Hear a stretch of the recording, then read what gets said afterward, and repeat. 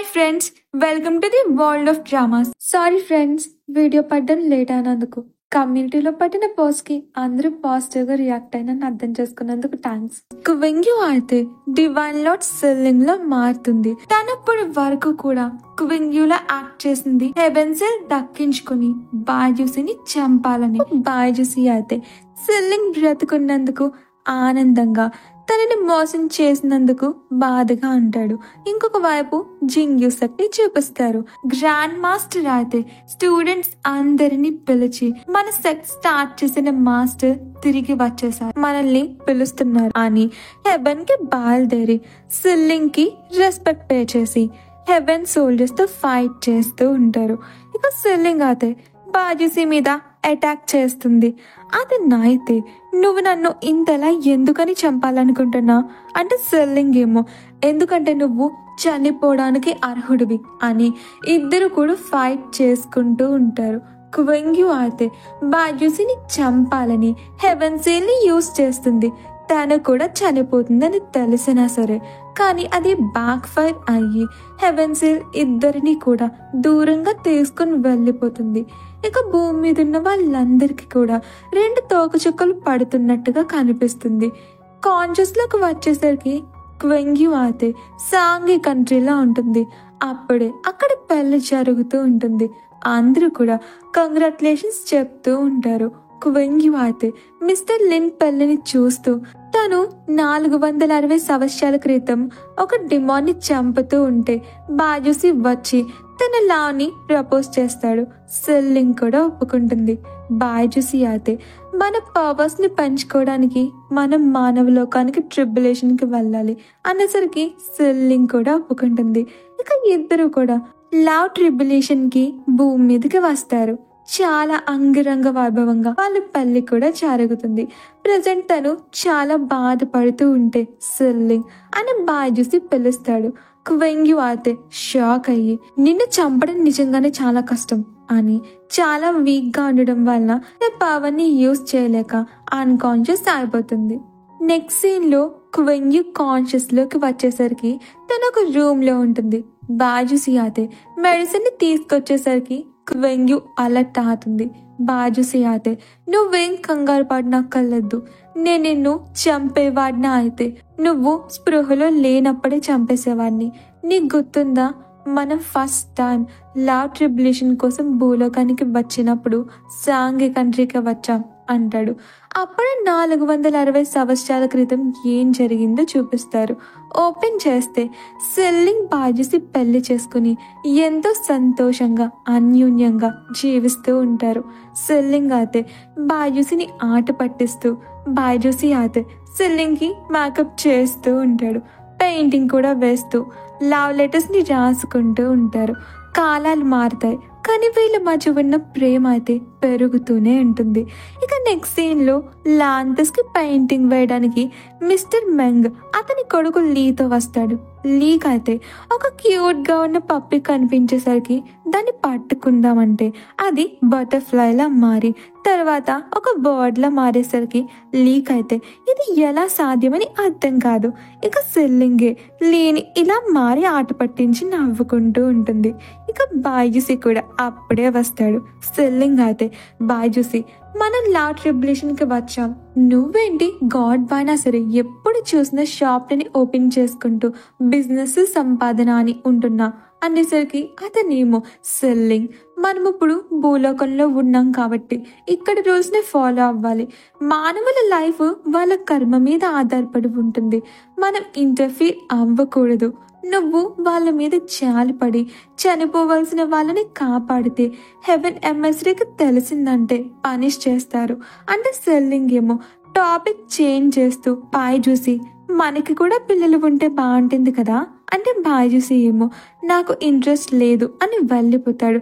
Actual గా బాజూసి పిల్లల్ని వద్దనడానికి reason అయితే సెల్లింగ్ తను ఇప్పుడు భూలోకంలో ఉన్నారు. ఆమె కానీ ప్రెగ్నెంట్ అయిందంటే పుట్టే బిడ్డ వలన సెల్లింగ్ తన పవర్ ని కోల్పోతుందని ఫేట్ గొట్ చెప్పడం వల్లనే.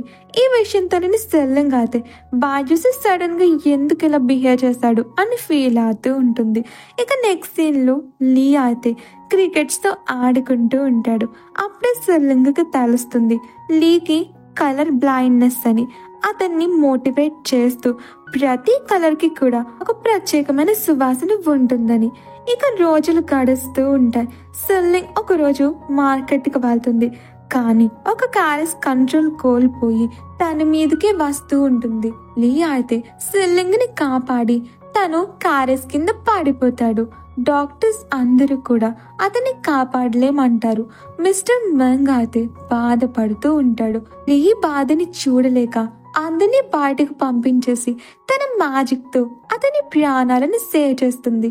లీ కూడా చూసి ఆమె ఒక గాడ్ అని అనుకుంటాడు. ఇక నెక్స్ట్ డేకి లీ అయితే ఎలాంటి గాయాలు లేకుండా ఎప్పటిలానే నార్మల్ గా ఆడుకుంటూ ఉండేసరికి అందరికీ కూడా చాలా విచిత్రంగా అనిపిస్తుంది. ఇక లీకి హెల్ప్ చేసి అతని ఫేట్ ని మార్చింది కాబట్టి ఆమె సిక్ అయ్యి బ్లడ్ వామిట్ చేసుకుంటుంది.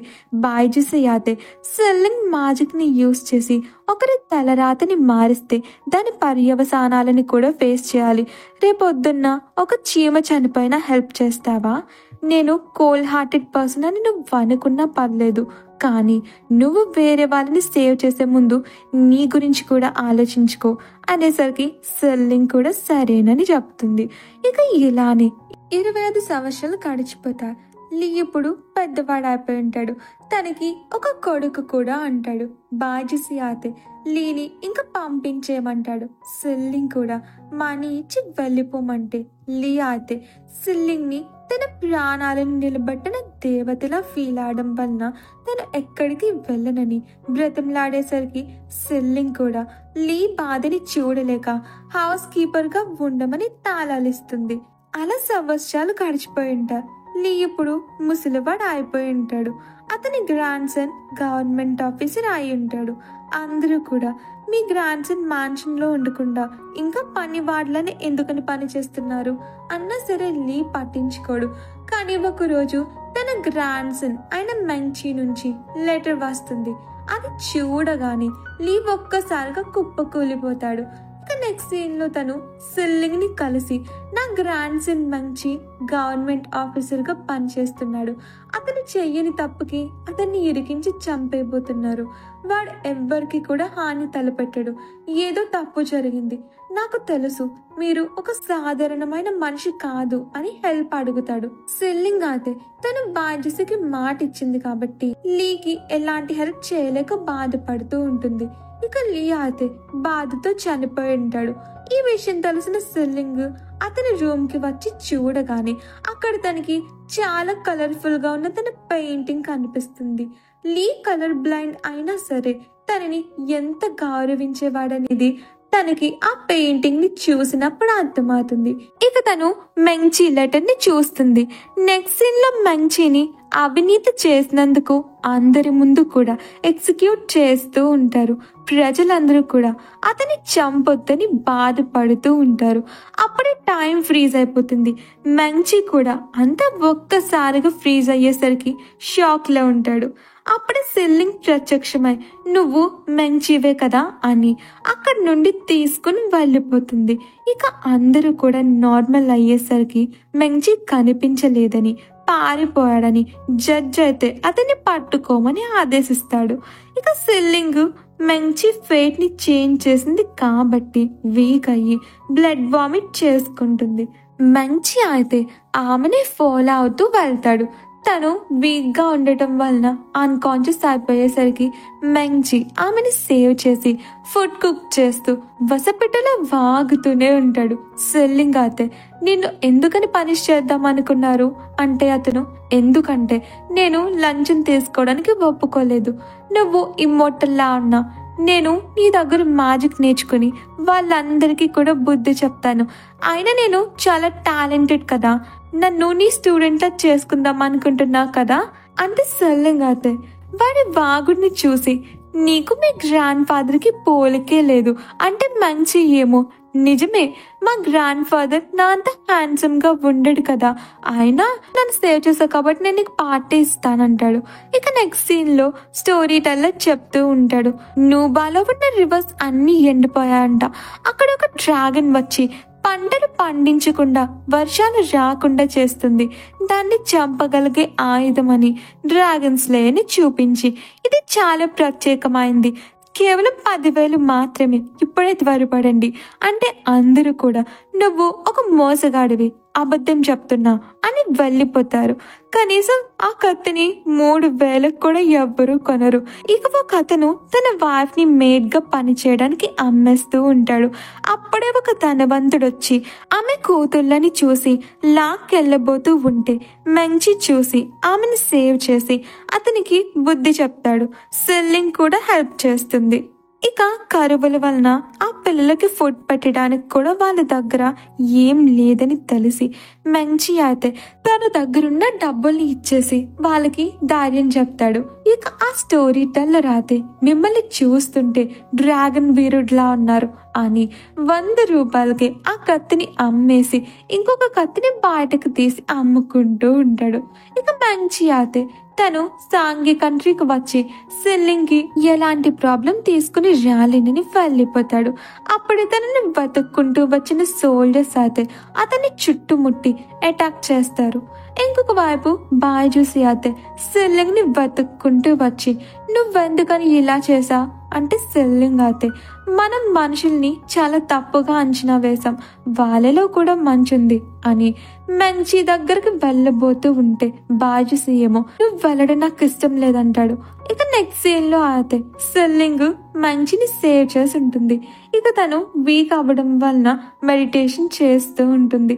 మంచి అయితే హాట్ వాటర్ తాగమని ఇచ్చి సైనికులు వాళ్ళని బతుకుతూ ఉంటారని చూస్తుంటే సెల్లింగ్ ఏమో మనం హువా కంట్రీకి 300 మైళ్ళ దూరంలో ఉన్నాం అనేసరికి అతను వెంటనే మాస్టర్ మీకు తిరుగులేదు అనేసరికి సెల్లింగ్ షాకే, నేను నీకు మాస్టర్ ఎప్పుడు అయ్యాను రా అంటే మంచి అయితే అదేంటి మీరు నా చేతి నీళ్ళు తాగినప్పటి నుంచి నాకు మాస్టర్ అయిపోయారు, మా ఊళ్ళో అంతే, నేను మీకోసం పలహారాలు తీసుకొస్తాను అని వెళ్ళిపోతాడు. ఇక ఎంతసేపు అయినా సరే మంచి రాకపోయేసరికి సెల్లింగ్ అయితే అతన్ని వెతుక్కుంటూ వెళ్తుంది. అది ఒక అబాండన్డ్ విలేజ్, అంతా ఖాళీగా ఉంటుంది. ఇక మంచి అయితే ఒక చోట చాలా సాడ్ గా కూర్చొని ఉంటాడు. ఆ విలేజ్ అంతా కూడా అలా అయిపోవడానికి రీజన్ ఆ డ్రాగన్ వల్లనే పంటలు పండక ఫుడ్ లేక అందరూ చనిపోయి ఉంటారు. ఇక నెక్స్ట్ సీన్ లో మంచి అయితే ఇమ్మోర్టల్స్ గా మారిన మనుషులు ఎవరైనా హెవెన్ లో ఉన్నారా అని అడుగుతాడు. సెల్లింగ్ అయితే నాకు తెలిసినంత వరకు అలాంటి వాళ్ళు కొన్ని 100లో ఉన్నారు అంటే అతను అయితే వాళ్ళందరూ హెవెన్ లో ఎలా జీవిస్తున్నారో అంటే ఆమె హెవెన్ లో అందరూ కూడా సంతోషంగానే ఉంటారు, ఎలాంటి బాధలు ఉండవనేసరికి మంచికైతే ఇది అన్యాయం అనిపిస్తుంది. ఇక్కడ ప్రజలకు తినడానికి కూడా తిండి లేక బాధని అనుభవిస్తూ దారుణంగా చనిపోతున్నారు. ఇక్కడ బ్రతికే కష్టంగా ఉందనుకుంటే గాడ్స్ ఇమ్మోర్టల్స్ ఎవరిని పట్టించుకోవడం లేదు, ఇంకా ఈ పూజలు ఎందుకు అని చాలా కోపంగా ఉండి తనే ప్రజలకి హెల్ప్ చేయాలని ఆ డ్రాగన్ ని చంపాలని డిసైడ్ అవుతాడు. సెల్లింగ్ తనతో రమ్మన్నా వినడు. సెల్లింగ్ అయితే బాంబూ స్టిక్ తీసుకుని మంచి బ్లడ్ తో మ్యాజిక్ చేసి తన పెరట్లో పెట్టి ప్రాణం పోస్తుంది. ఆ మొక్క బాగున్నంత వరకు కూడా మంచి సేఫ్ గానే ఉన్నాడని తనకు తెలుస్తుంది. అప్పుడే మేడ్ వచ్చి బాయ్జూసి ఇంకొక పల్లెకు సిద్ధమవుతున్నాడని చెప్తుంది.